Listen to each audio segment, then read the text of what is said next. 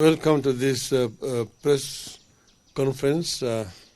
Your statement from Azimio Umoja One Kenya is going to be read to you by Honorable Munya. Karibu.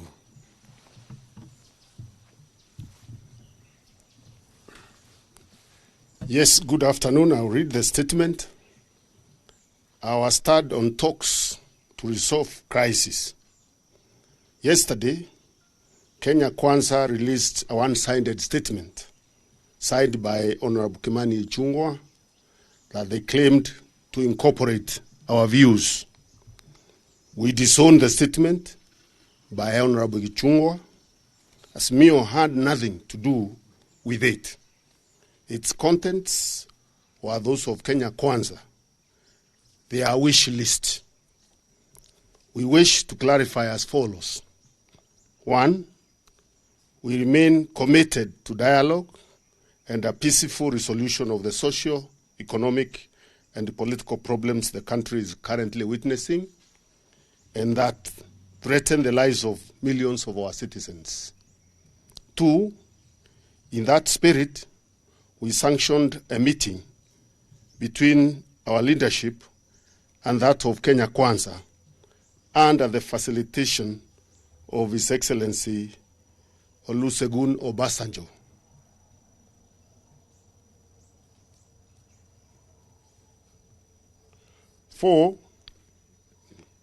3, this initial meeting was to prepare ground for honest discussions of the issues we have been raising and those that Kenya Kwanza feels like raising.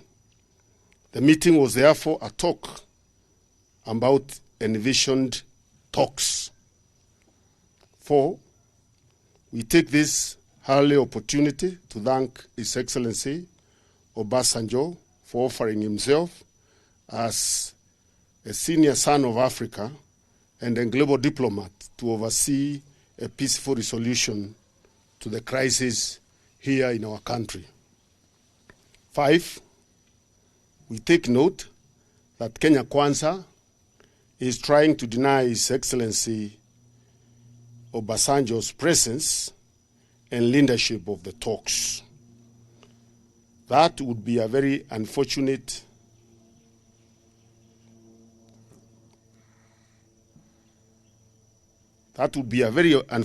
development indeed.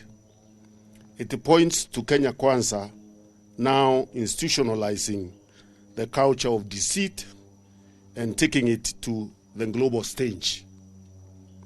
They denied the presence of President Suluhu here a few weeks ago, and now they want to deny the presence of His Excellency Obasanjo.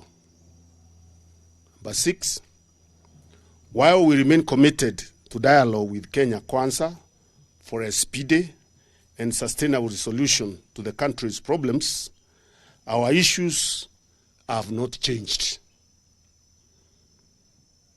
Our priority for discussion is the escalating cost of living, which has only got worse with the lifting of the conservatory order on the 2023 Finance Act last week.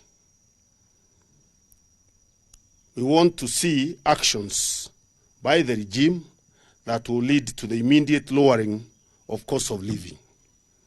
It is our position that this issue does not require any discussion, but policy or action by the Kenya Kwanza government.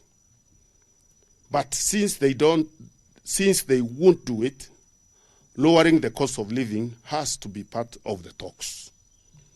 Negotiations must therefore include the repeal of the oppressive, cruel, and insensitive Finance Act 2023. Under Article 43, it is the responsibility of the state to guarantee access to basic needs such as food, education, water, health, etc. 9, negotiations must include the issue of inclusivity. Kenya Kwanza must be made to disown and disavow the illegal, unconstitutional, and divisive efforts to turn Kenya into a private company that hires only those who voted for Kenya Kwanza.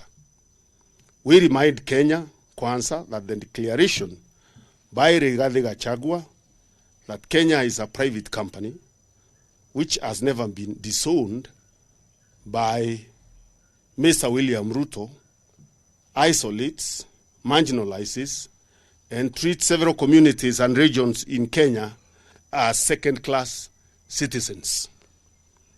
It has revived the question of a credible solution of the right to self-determination. 10, audit of 2022 elections and the bipartisan reconstitution of IEBC and respect for the autonomy and independence of political parties must be part of the talks. 11, in light of what has transpired these past days, we will bring to the table the issue of accountability and responsibility for the brutality and abuse of human rights of protesters.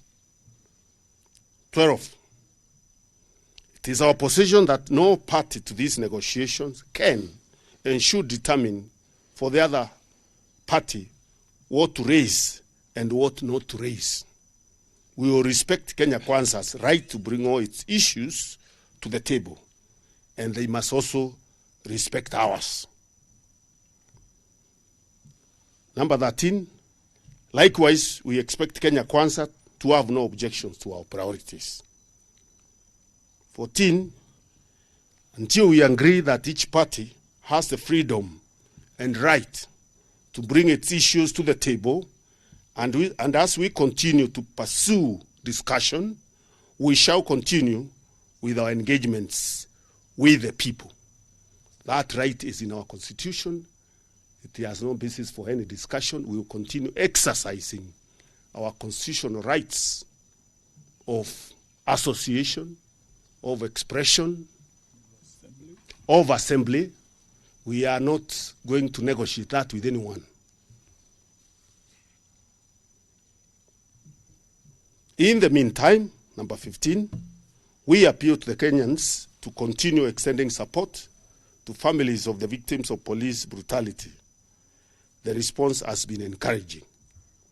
16, in addition to the account number previously given, people can channel contributions through pay bill number 880100.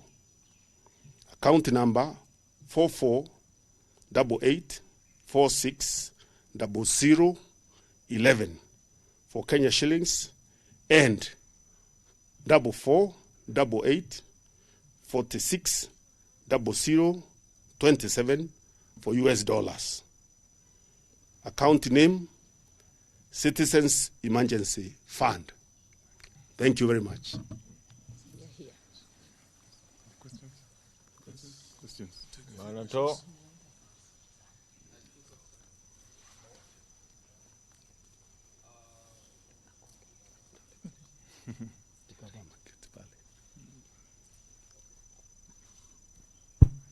Okay, my name is Emmanuel Tau from KTN News. 2 questions. Has the Azimio team met President William Ruto? Because he has hinted on that. And number 2, have you come up with the membership of the 5 members of the 10-member team that is supposed to lead the discussions? And lastly, what happens to the bipartisan team of the 14 members now that we have another team in place? Yes, it's apparent from our statement that indeed there was a meeting chaired by His Excellency Honorable Obasanjo. And Baba accepted to appear in that meeting because of his respect for His Excellency Honorable Obasanjo.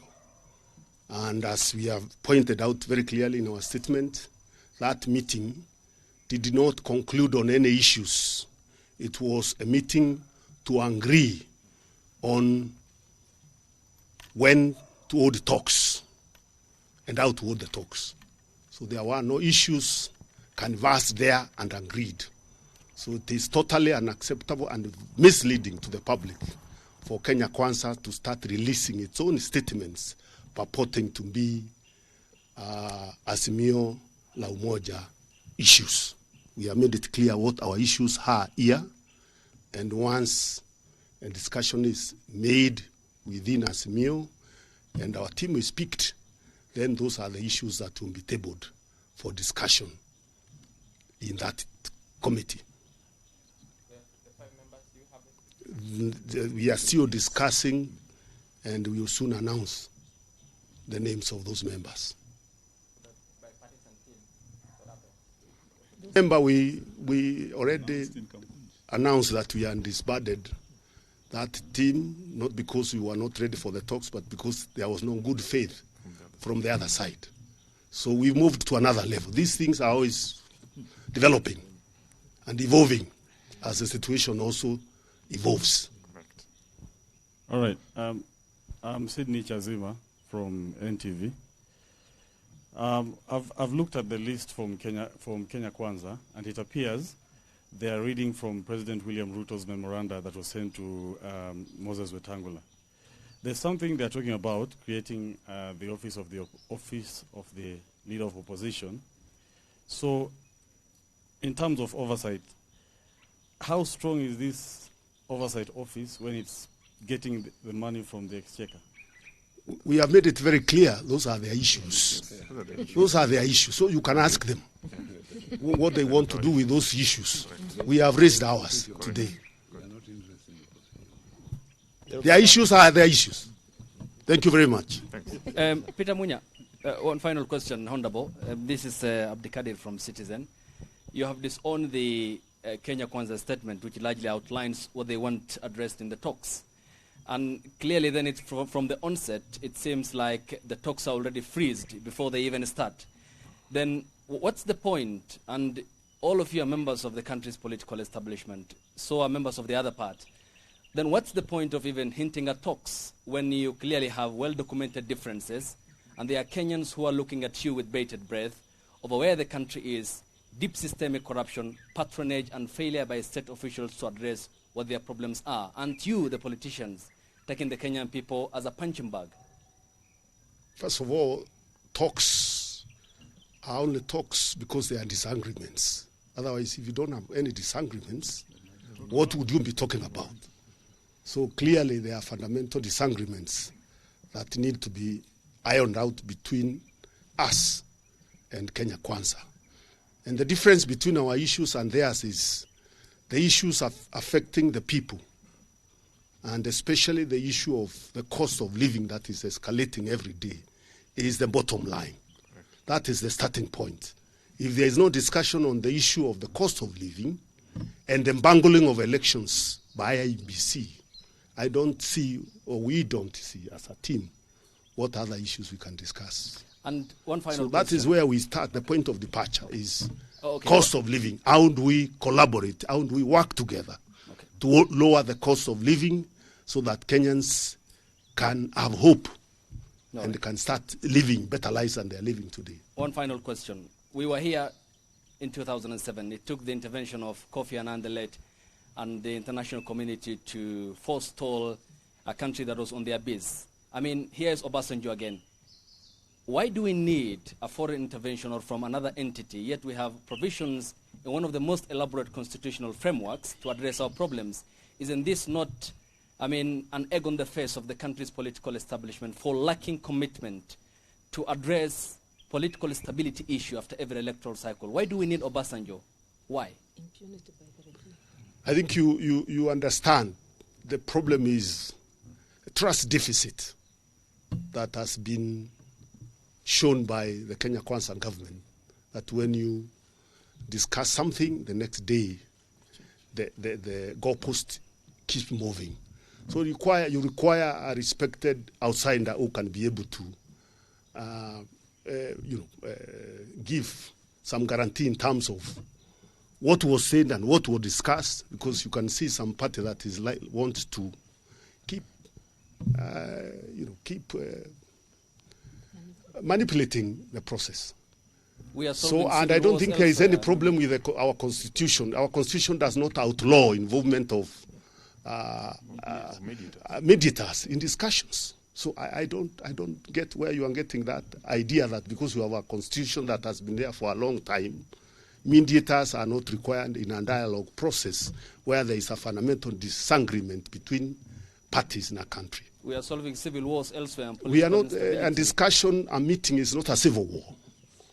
Why not address small issues like what you have raised?